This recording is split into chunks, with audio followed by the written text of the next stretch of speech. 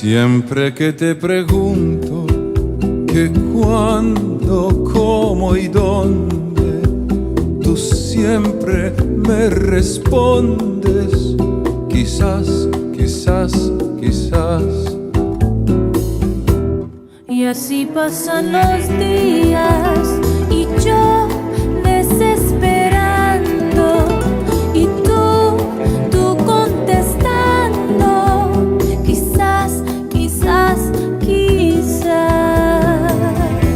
Estás perdiendo el tiempo pensando, pensando por lo que más tú quieras. ¿Hasta cuándo? ¿Hasta cuándo? Y así pasan los días.